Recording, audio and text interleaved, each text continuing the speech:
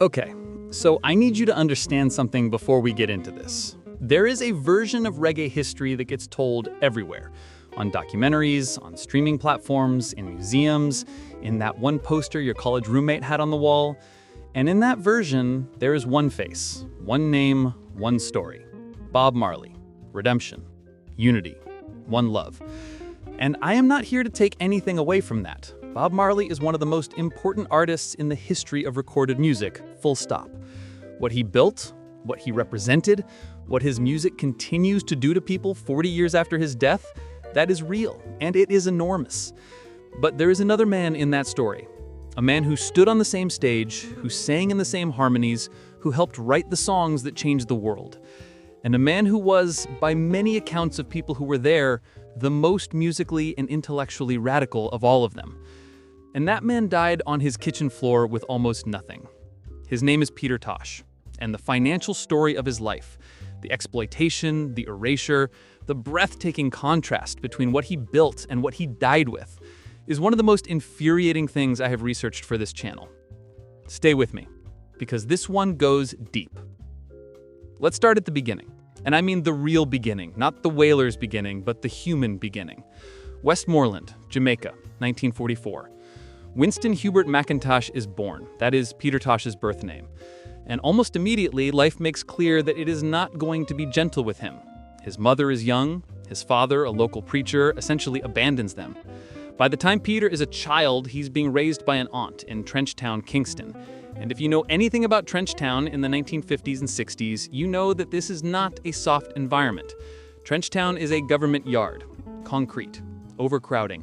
Poverty so structural it feels like weather. Just a constant condition of existence that nobody questions because nobody has ever seen anything different. It is the kind of place that breaks most people before they are old enough to know they are being broken. But Trenchtown also has music. And this is important, not just sentimentally, but economically. Because the music scene emerging in Kingston in the late 1950s and early 1960s is the ground floor of what will eventually become a global industry worth hundreds of millions of dollars. Ska, rocksteady, and then reggae, these genres are born in yards exactly like the one Peter Tosh is growing up in.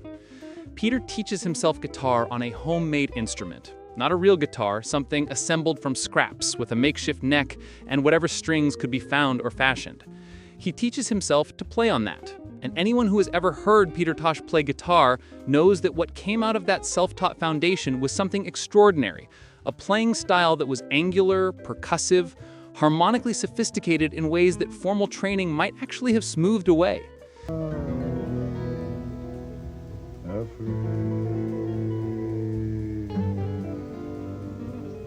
He is a teenager when he meets two other young men who will change his life. One of them is a boy named Neville Livingstone, who will become Bunny Wailer. And the other is a boy named Robert Nesta Marley. Okay, so here is where I have to take a second and talk about Bob, because you cannot tell Peter Tosh's story honestly without talking about Bob Marley. And you cannot talk about Bob Marley in this context without being willing to look at the relationship in its full complexity, not just the beautiful parts. Bob and Peter and Bunny, they are teenagers together in Trenchtown. They are learning music together, sleeping sometimes in the same yard, sharing food, sharing ideas, sharing a vision of what music could be and what it could say. The Wailers, the original group they formed together in 1963, is not a solo artist with a backing band. It is a genuine collective. 3 voices, 3 distinct personalities, 3 people who each bring something irreplaceable to the sound. Bob brings melody and an instinct for accessibility, a gift for writing songs that feel universal, that reach across cultures and speak to something in everyone. Bunny brings a deep, almost mystical connection to Rastafari and to the roots of the Jamaican tradition. And Peter brings something that is harder to commodify, but is arguably the most politically potent element of the group. Rage, righteous, articulate, uncompromising fury at colonialism, at Babylon, which is Tosh's word for the entire system of oppression, at the hypocrisy of the powerful, at the conditions that have defined life for Black people in Jamaica and across the diaspora for centuries. Peter is not interested in making the message comfortable. He is not interested in meeting the mainstream halfway. His politics are not metaphorical.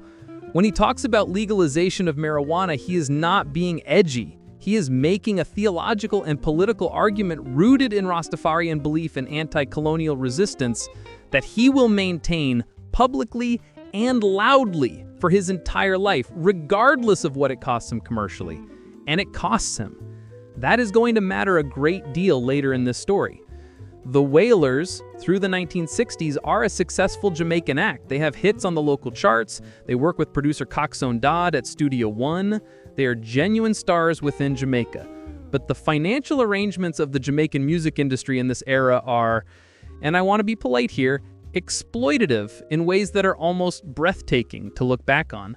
Artists at Studio One signed contracts that gave the label enormous control over masters, publishing rights, and royalty arrangements.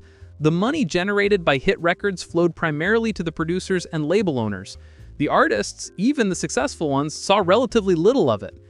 Peter Tosh in these years is earning almost nothing from music. He is a working musician in one of the most economically unequal industries in the world, in one of the most economically unequal countries in the world, at a moment when the rules were written entirely by the people who own the studios.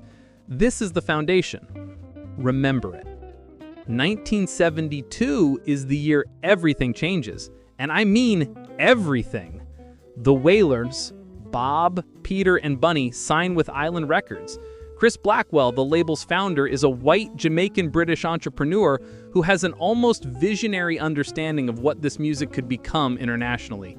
He is also, and this is relevant, a businessman with deep experience in structuring deals that benefit Island Records. The deal that gets signed is not, by any measure, a great deal for the artists, but it is a real deal. International distribution, professional recording budgets, genuine promotional muscle. And what it produces is Catch a Fire in 1972, and then Burnin' in 1973, and the world begins to change. These are records that matter. Not just commercially, though they perform well and they introduce reggae to a global audience that has never heard anything like it. They matter because of what they say and how they say it. The politics are real, the theology is real, the anger is real. And on both of these records, Peter Tosh is extraordinary. His compositions, 400 Years, Stop That Train, Stepping Razor, Get Up, Stand Up, the last of which he co-writes with Bob, are among the most powerful songs on either album. Get Up, Stand Up, by the way, is a song that both Bob and Peter are credited on. It is performed by Bob Marley and the Wailers for decades after Peter leaves the group. It appears on compilations, in commercials, at sporting events, in political movements around the world. It is one of the most recognizable protest songs in the history of popular music. I want you to hold that song in your mind for a moment, because we are going to come back to what Peter earned from it. Now here is where the relationship between Peter and Bob starts to fracture. And I want to be careful here because this is a place where it is easy to cast heroes and villains, and the reality is more complicated than that. By 1973, the internal dynamics of the Wailers are under strain. Part of it is creative. Peter and Bunny both have strong artistic visions that are not always compatible with the direction the group is taking under Chris Blackwell's guidance. Blackwell, famously, is more interested in developing Bob as a solo star than in marketing a three-way collective. There are accounts, from people close to the group, that the promotional materials, the media positioning, the entire commercial strategy of Island Records is increasingly centered on Bob Marley as the face and voice of the Wailers. Peter and Bunny are, in this framework, the backing act for someone else's star narrative. And this is not just an ego issue, though there are egos involved, because there are always egos involved when three gifted, driven people are competing for space in a shared project. It is a financial issue, because who gets promoted as the star determines who gets the publishing advances, who gets the featured songwriting credits in the markets that matter commercially, who gets the solo opportunities. By 1974, both Peter and Bunny have left the Wailers. The group effectively becomes Bob Marley and the Wailers, a solo project with the new backing band. And the divergence that follows is one of the starkest in the history of popular music. Bob Marley, from 1975 onward, is on a trajectory that is almost impossible to describe without reaching for words like mythological. Natty Dread, Rastaman Vibration, Exodus, which Time magazine will later name the greatest album of the 20th century, Kaya, Survival, Uprising, the money, the tours, the global cultural footprint. By the time Bob Marley dies in May 1981 of cancer at 36, one of the most devastating losses in music history, his estate is worth an estimated $30 million. That number will compound significantly in the decades that follow as his image, his catalog, his brand continues to generate revenue at a scale that very few artists in history can match. By some estimates, the Marley estate generates over $20 million annually, every year, decades after his death. I want to be precise. This is not a criticism of Bob. The work he did, the music he made, the way he carried the culture and the message to the world, that is not diminished by anything in this story. What Bob Marley achieved is extraordinary. But the contrast with what Peter Tosh achieved financially, despite being a co-founder of the same group, despite being one of the most gifted musicians and songwriters in the same tradition, that contrast is the story we are here to tell. Peter goes solo in 1976, and solo Peter Tosh is artistically extraordinary. Legalize It in 1976, the title track is literally a demand addressed directly to governments and moral authorities to legalize marijuana. This is not a winking countercultural gesture. Peter Tosh means it as a political statement, and he will not soften it for anyone. The album is banned in Jamaica. Radio stations refuse to play it. The commercial consequences are immediate and significant. Equal Rights in 1977, widely considered his masterpiece, politically uncompromising in ways that should have made him an international icon. Songs about colonialism, about the African diaspora, about racial justice, not as poetic metaphor, but as direct political argument. This is where something remarkable happens that I do not think gets enough attention. Mick Jagger and Keith Richards, the Rolling Stones, are watching Peter Tosh, and they are impressed enough that the Rolling Stones signed Peter Tosh to Rolling Stones Records in 1978. This is a significant deal. Real money, real distribution, real commercial infrastructure. And for a moment, it looks like Peter might cross over, might reach the global mainstream, might get the financial reward that his talent so obviously deserves.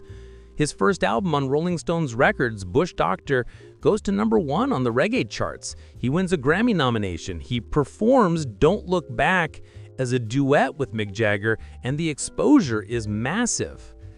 But here's the thing about Peter Tosh that makes him both admirable and, from a pure commercial standpoint, very difficult to market. He will not compromise. Not on the politics, not on the message, not on his insistence on telling the truth about Babylon in ways that are uncomfortable and confrontational and deliberately unsettling to the mainstream audience that Rolling Stones Records is trying to reach. He reportedly clashed with label executives repeatedly. He showed up to industry events and gave speeches about legalization when the label wanted him talking about the music. He was arrested multiple times for marijuana possession, arrests that he treated not as embarrassments to be minimized, but as political statements to be amplified. The Rolling Stones deal ends, the commercial window closes, and Peter Tosh continues making music, brilliant, radical, uncompromising music for an audience that loves him deeply, but is not large enough to generate the kind of financial security that his talent should have produced. Now, I need to tell you something about Peter's financial situation in these years that I think most people genuinely do not know. Peter Tosh, through most of his solo career, was not wealthy. He had earned money, real money, by the standard of Trenchtown, but the same structural conditions that had shaped his early career continued to shape his later one. The music industry in the 1970s and 80s was not kind to artists who did not play the game. The contract structures of the era gave labels enormous power over masters and royalties. The live touring circuit, especially for reggae artists playing to international audiences, involved layers of promoters and agents and venue operators who each took their percentage. And Peter, who was brilliant and visionary and uncompromising in ways that I find genuinely admirable, was not, by most accounts, a sophisticated financial operator. He trusted people he perhaps should not have trusted. He made deals without the independent legal representation that might have protected him. He lived well, but not lavishly by the standard of what someone at his level of artistry should have been earning. And then there is the publishing question, which is the question that makes me genuinely angry every single time I research this story. Peter Tosh co-wrote Get Up Stand Up with Bob Marley. As a co-writer, he is entitled to co-publishing royalties for every commercial use of that song, every licensed use, every compilation, every film and television placement, every cover version, every streaming play. Get Up Stand Up is one of the most commercially active protest songs in history. It has been used in advertising campaigns, in political rallies, in sporting events, and mega. 3 gunmen enter the house. They are there, supposedly, to rob him. What follows is a confrontation that ends with Peter Tosh and 2 other people dead on the floor of his own home. He is 42 years old. The men convicted of the murders are identified. The motive, according to the investigation, is robbery. There are people who have spent years questioning whether that is the complete story. Free-eyed and his queen Joy. They were both coming over to spend the night with me and Peter. While waiting upstairs, I hear a knock at my gate. I was now upstairs with friends and one of Peter's musicians. Whether someone who had made as many powerful enemies as Peter Tosh, who would confront the Jamaican government and international institutions and the entire architecture of what he called Babylon for his entire public life, was really killed by opportunistic robbers. I am not going to tell you what to believe about that. What I will tell you is that the questions persist. What is not in question is what Peter left behind. He left behind children.